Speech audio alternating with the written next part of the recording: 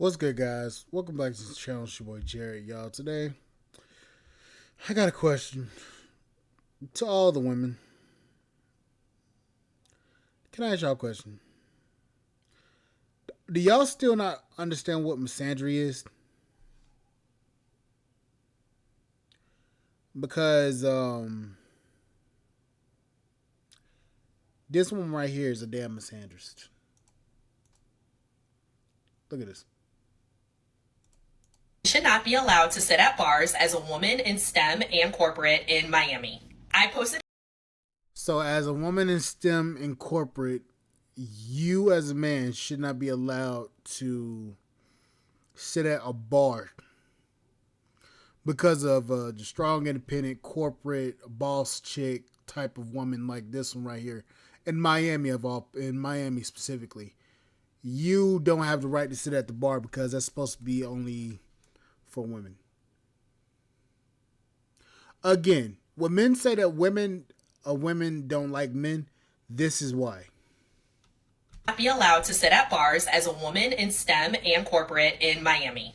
I posted a TikTok about how so many men were sitting at the bar disproportionately when I've been going to my favorite local bar in Brickell. And I've noticed that even as a woman, there's almost like a reverse in polarity in the bar scene or even nightlife scene where, women are usually the ones who are sitting at the bar stools. You're approached by men. You get to conversate much more easily because you're in your feminine energy, right? You're approachable. And if you listen to a lot of love stories from people in past generations who met their partners out in nightlife or at the bars, the women were always approached by their partners. Yeah, those women were always approached by their partners, but here's what you don't understand. Ma'am, a lot of women are not traditional like their grandmothers and their foremothers. Sorry, but that won't work. Motherfucker. Whether they were on the dance floor or maybe they were at the bar sitting and having a cute little cocktail and then their future husband noticed them. But what I noticed in my comments in my last video is that so many men were triggered by me posting that silly little TikTok and saying, oh, well, there needs to be equality or that, I have the right to sit at the bar, blah, blah, blah. And what's highlighting is that one, a lot of people don't understand that the polarity in relationships is reversing where a lot of men are more so in their feminine energy in an unhealthy way where they're more passive or they have a unhealthy idea that being masculine or being in your masculine energy means having to control a woman. They think it's about asserting dominance and power, and that's not true masculine leadership, right? Getting up and giving up your seat at the bar does not mean that you're losing control. And All right, so let me make some sense of this and let me just be honest about how it is that people need to operate and whether or not it makes sense for you to give your seat up at the bar and so on and so forth, right? First and foremost, I didn't even know that there was an etiquette that was coming along with giving your seat up at the bar. Now, I am also intimately familiar with the bar scene over in Brickell, and that it's a lot of people that are basically moving and shaking, and it's a lot of women that's trying to get picked up, and it's a lot of guys that's acting like they got a lot of money, and then it's a lot of guys that do have a lot of money that ain't really tripping about it. And so Brickell in Miami is a different type of place. It's not like the normal bar scene. And this is the reason why I'm qualifying this argument with that, is because when you go to a regular everyday bar in your local watering hole or even in your downtown environment, in a way, in most instances, is much different than Brickell in Miami. Now, with that being said, I have never felt compelled to have to give my seat up to anybody, but I have felt compelled to say, hey, I'm about to leave if you want my seat, because I know that it might be busy and it's a lot of people waiting for seats at the bar. But to say that men are not in their masculine energy because they sitting at the bar and they're not reserving those seats for the women is pretty wild. In my whole life, and again, I've been everywhere. In my whole life, I've never known that to have to be a requirement for you to give up your seat at the bar. It sounds like the bars and the places that they are frequenting gets filled up pretty fast, and the women want to be able to sit around and try to scam free drinks off of guys when they know they don't really have no money to go and get the drinks themselves. And so That is incentivized by a couple different things. First of all, the establishments want to serve and sell drinks. The way that they get the most drinks out is through the women. And the women is broke, and the women don't really have no money. Most of them don't have no career or no job. They go out, they get dressed up, they do work out, and a lot of them look really good. They put on all of the different things that they can put on in order to try to entice men. A lot of times they don't necessarily like the men that they're talking to, but they definitely will take a couple of free drinks, and that's what they're there for. A lot of them is there to get picked up by the guy that they want, but also looking to get free drinks and free food from the suspecting victims that they're scamming. Now, the one thing about that though is in order for them to be able to do that, they got to be at the bars, right? So that's one thing. The second thing is she's talking about all of these stories that she heard from people that they approach them at the bar though. I am familiar with the fact that guys go up to women and all of this other stuff and they shoot their shot. Cool. But I wasn't familiar with, and maybe I've just been to too many local watering holes or too many bar restaurants. I usually see it's a mixture between guys and girls having conversations and interacting and kicking it with people. Sometimes you see a group of guys and they just at the bar getting drinks, watching the game. And then other times you see mixtures, and then other times you see women coming in their groups, and then the guys are sitting in their group, and then, sometimes somehow it started getting mixed up and put together. But I didn't know that the bar was specifically reserved just for women so that men can then approach them. That must be something new to me. Again, I'm new to this. I'm hearing this for the first time. I've never heard this in my entire life. I'm willing to admit when I've never heard something in my entire life. Honestly, I'm gonna just say it like this: a lot of women don't. A lot of women like this just need to stop talking. Sorry to say it, but it's true. They just need to stop talking. Interesting.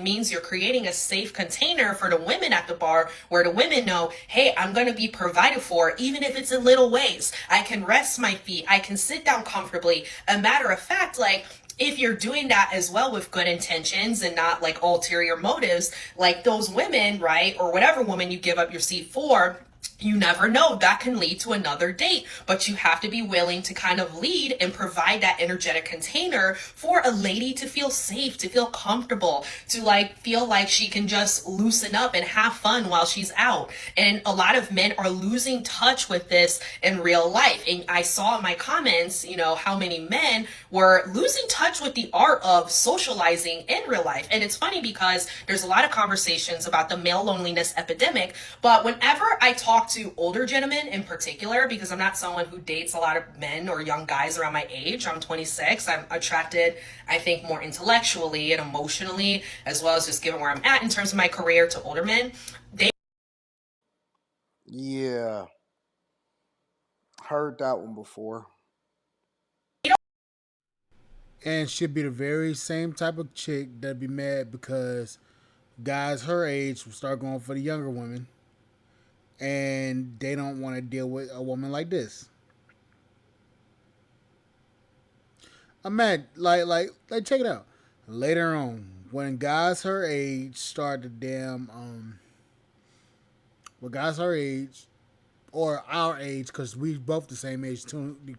She's 26. I'm acting like I'm older than her, but she's 26. I'm 26. But when guys our age start being like, you know what, I'm gonna go out for the younger chicks. She gonna be the very type of chick that's gonna be mad as hell because she can't find a good man that's in our age group. Stop with that bullshit. don't really know what I'm talking about when I bring up the male loneliness epidemic. And they also say that, well, if you're somebody with emotional intelligence, if you know how to socialize, if you know how to engage with women in real life and be a gentleman, chivalrous, provide that masculine leadership and safety, and not go in with this mindset of, oh, well, I'm all about equality, or, I'm all about, being the man, I need to be respected, right? These men are going out with this energy of, how can I make women's lives easier? How can I make this woman comfortable? I don't really think that guys go out with that type of mentality. I think that most guys is just on some, I'm about to go out, have a good time. Hopefully, I meet a few people and I'm going to keep it moving. It's really not that deep. Nobody thinks that deep about these situations that I'm familiar with. And how can I, make sure she enjoys my presence so she's not thinking about other things, right? Think about it. Even little things like if you have to stand in your heels, which by the way, just want to show you some of my heels, like these hurt, right? Think about these ladies that are like wearing shoes like this, or like the straps cutting your toes after you've been walking and standing. Like men need to think about these little things. But that's just my 2 cents, my little. I don't think anything is wrong with what she's saying. So I'm not about to deep dive and go in. And, I always like to link back to the content creator. So that link will be in the description. However, I just don't think it's that deep. I do think that there are guys that make more of a big deal about what's happening out here in these streets in general. Like, you just need to be a sociable person and just be you. Is there etiquette with certain things? Yeah. Should guys be so concerned with whether or not a woman that he don't even know and that he probably is not going to talk to, if her feet hurt, that's up to you. You know what I'm saying? I think that's it's really just a personal decision. But I don't think. Yeah, but I'm just say this. A lot of women talk about equality and stuff like that. But then when it comes to like something like this, oh, men shouldn't be allowed at this place or in this certain area because it's supposed to, because of previous generation respects of women. That's where you kind of lose me, because when you start talking about like, oh, when people found their loves or their guys or women in the bar, and they're at the bar at the bar in where they serve drinks, it's like, okay, so guys can sit there because of some past tradition. It's like y'all want to be treated traditionally so bad, but y'all also bring up this modern day bullshit and then get mad when men be like, bitch, I don't know what the fuck y'all want, so I'm gonna just bow out gracefully. And notice how she said she typically goes for guys that's older than her. Okay, I understand that. You go for guys that's older than you. But you're saying all this shit, but yet you still ain't been fucking claimed by any of these men that we know of. So what's the point of you even having this entire conversation? Because you still haven't, you still are going to bars and are still trying to find a man that respects you, but women are supposed to, you know what, fucking, I ain't even gonna try to read into that shit no more. Anyways, guys, like, share, subscribe, channel, support the podcast, support the comment. I'll see you guys on the flip side. Thank you guys for listening. Bye, guys.